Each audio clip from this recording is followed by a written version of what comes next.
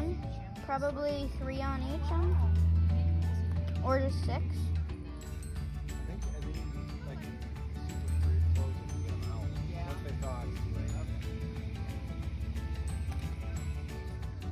And then I bring it over to the fire. Yeah. Yeah.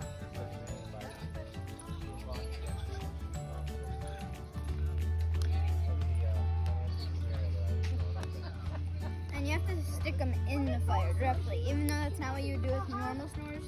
You have to do it for them, so they start dripping, and it's really good.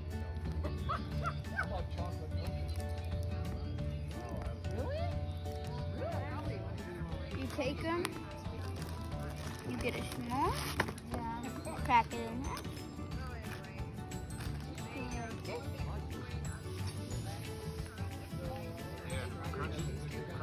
And then, There's a chocolate. and it's really good and yummy.